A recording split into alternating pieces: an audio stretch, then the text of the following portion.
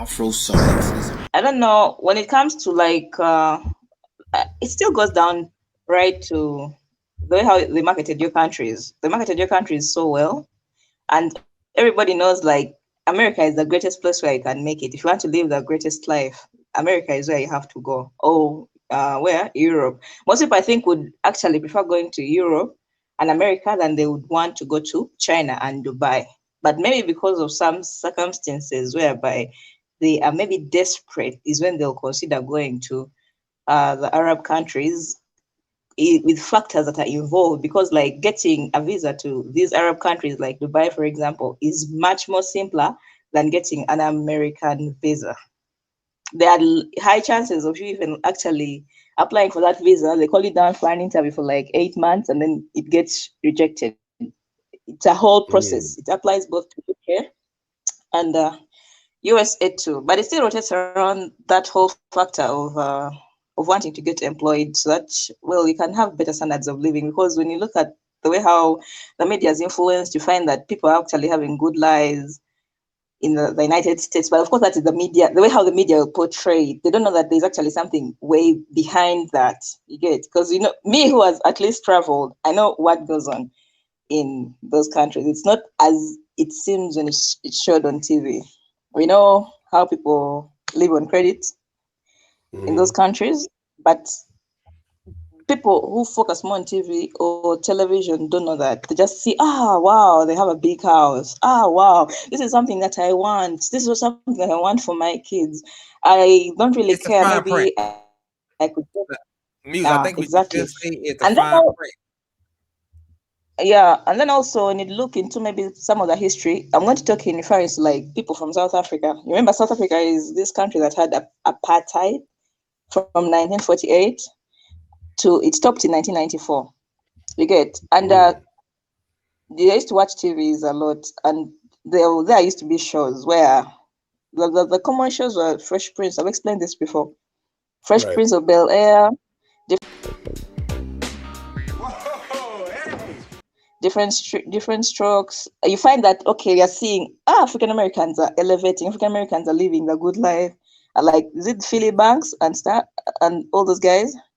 So they're like, wow, these people are actually making it out there despite suffering. Me, who is living here in Africa and I'm being oppressed, why don't I just go there and have a good life for myself, other than living under the apartheid system?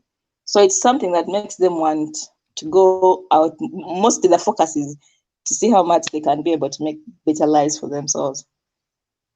That's why they look Mm. forward to it. Hmm. Yeah, Mm. true. I'll agree with everything that Muse is saying. The main reason why Jamaicans come to America is because of like reality TV, like MTV Cribs. They see a lifestyle, they see the ads on TV, a lot of the amenities that America has, like the Walmart, the Target, the Gap, the stores. Jamaican people love shopping, buying nice clothes, spending a lot of money, and it's a bit about status as well. You have a better quality of life when you go to, and according to them, when you go to those countries.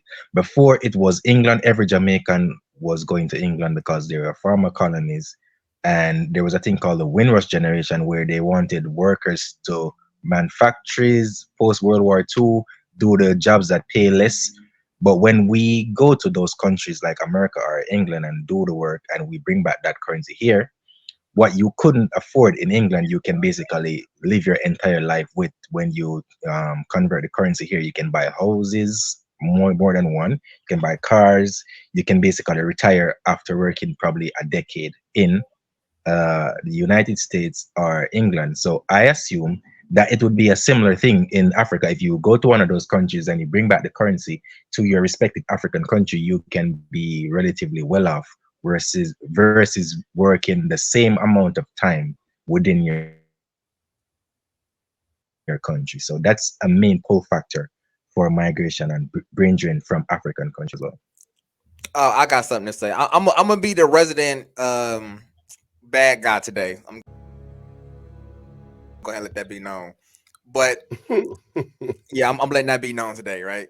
So for me, I know a lot of people come to America, right? They see the opportunities, but like I said, most people don't know the sacrifices that was made for those opportunities to quote unquote be there, right? They just see, oh my God, opportunity. All I gotta do is just get over there, right? But the good thing is about America, like I can tell you, the technology here is top notch, top of the one. Top. I think we do have some of the best schools in the world. The United States education system ranks the third best in the world. Only schools I think that probably have better schools than here than in the U.S. I'm talking about legitimately good schools. Probably would be some of the Japanese schools that they have. Number 2, Switzerland. Finland. Finland ranks first on mean years of schooling.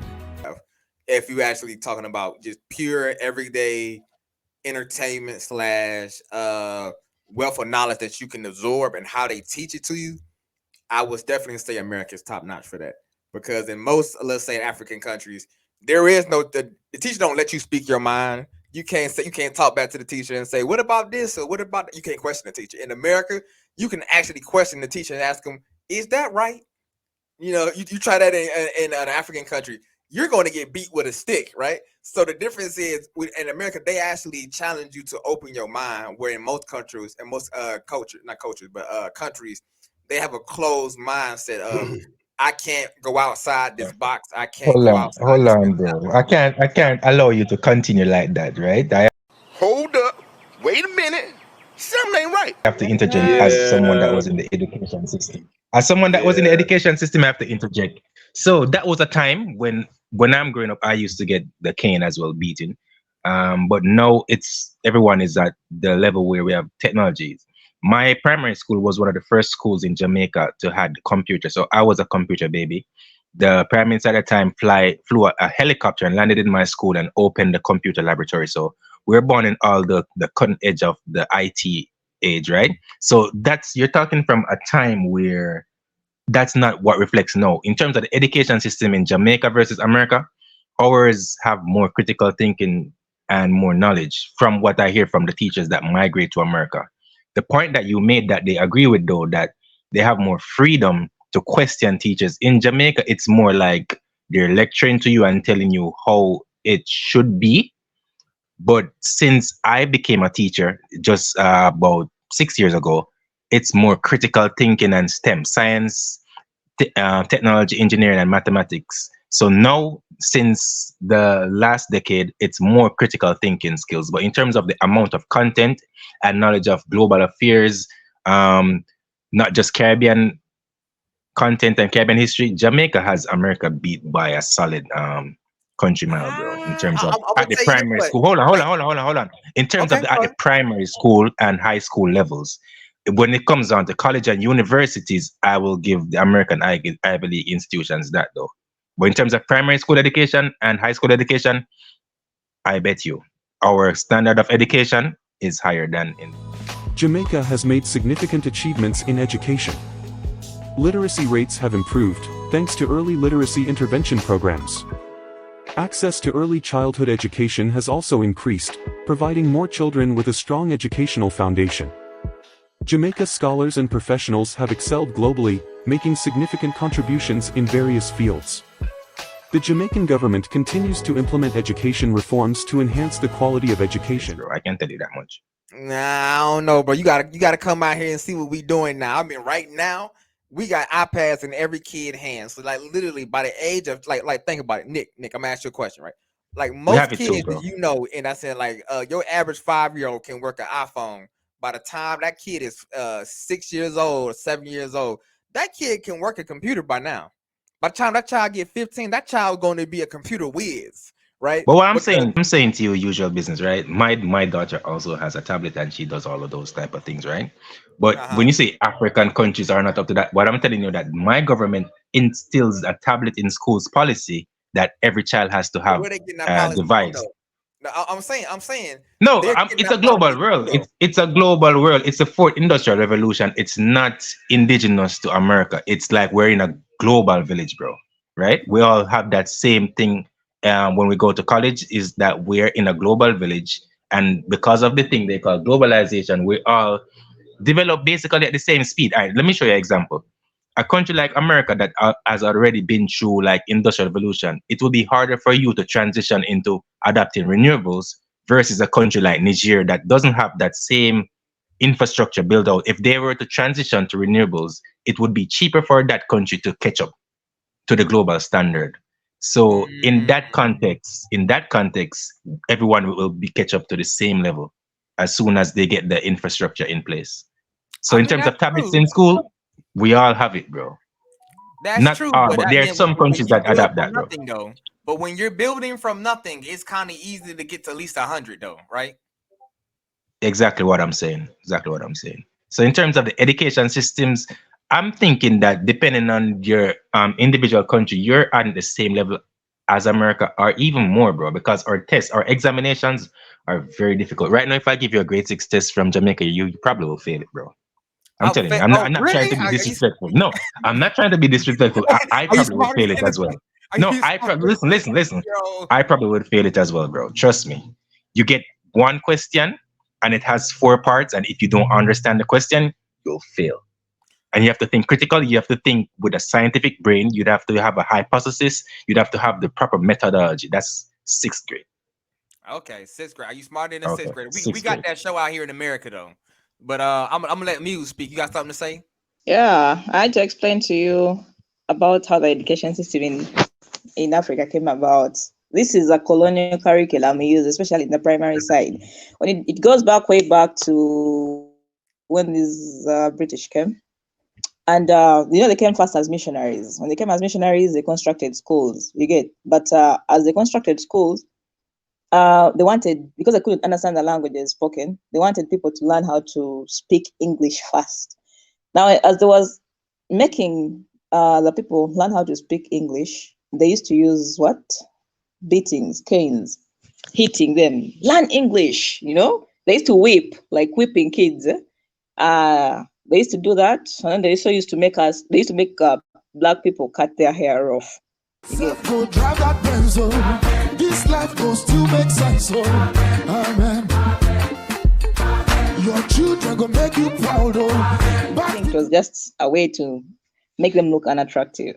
So they would cane the kids, True. and that thing they has stuck.